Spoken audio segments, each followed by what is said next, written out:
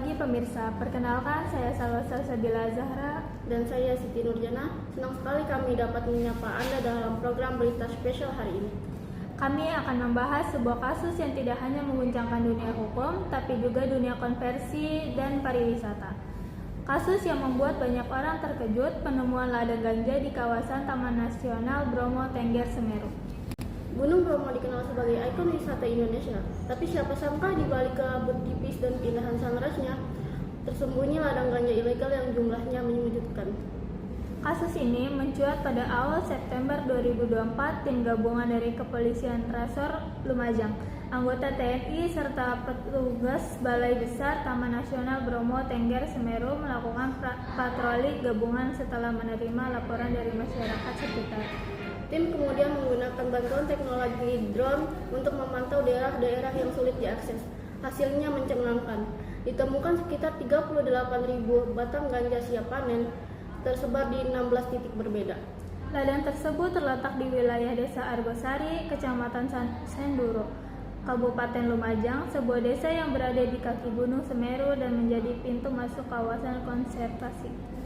Lokasi ladang ganja tersebut sangat terpencil. Menurut laporan butuh waktu berjam-jam berjalan kaki dari permukiman terakhir untuk mencapainya. Taman ganja itu ditanam di area seluas 6.000 meter persegi, tersembunyi di antara semak, belukar, dan jurang. 4 orang berhasil diamankan di lokasi. Mereka mengaku hanya sebagai pekerja. Dalam pemeriksaan, mereka menyebutkan nama seorang pria berinisial E yang diduga sebagai pemilik dan otak dari ladang ganja tersebut. Sayangnya, hingga kini E masih dalam pengejaran polisi. 3 pelaku utama telah diseret ke meja hijau di Pengadilan Negeri Lumajang. Mereka dikenai pasal berlapis terkait narkotika dan ancaman pidana hingga belasan tahun penjara.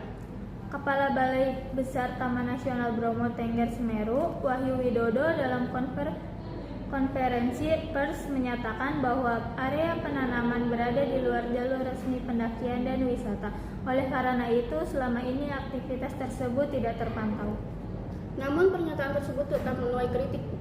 Banyak pihak menilai bahwa pengawasan kawasan konservasi di Indonesia masih sangat lemah, terutama di titik-titik jarang dijamah pengunjung. Menanggapi hal tersebut, Komisi 4 DPR RI menyatakan akan memanggil Kementerian Lingkungan Hidup dan Kehutanan untuk meminta penjelasan. Wakil Ketua Komisi 4, Anggia Ermarini, menyebut bahwa kawasan Taman Nasional seharusnya steril dari aktivitas ilegal seperti ini. Masyarakat sekitar pun merasa khawatir dan cemas, apalagi kawasan itu dikenal sebagai tempat sakral bagi suku Tengger. Banyak yang menyayangkan bagaimana bisa kawasan suci berubah menjadi ladang narkoba.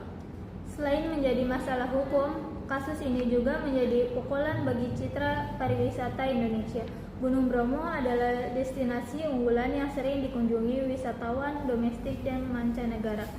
Pemerintah daerah berharap agar kejadian ini menjadi evaluasi bersama dan memperkuat kerjasama antara aparat keamanan, masyarakat lokal, dan pengelola kawasan konservasi. Karena pada akhirnya, menjaga hutan bukan hanya soal melestarikan pohon dan satwa, tetapi juga melindungi nilai budaya dan moral yang ada di dalamnya. Kami berharap kasus ini segera dituntaskan, dan pelaku utama dapat segera ditangkap agar tidak ada lagi penyalahgunaan kawasan di hutan lindung. Demikian laporan utama kami hari ini. Terima kasih telah menyimak. Tetap waspada dan peduli terhadap lingkungan sekitar Anda. Sampai jumpa di program berita berikutnya. Selamat pagi dan salam sejahtera.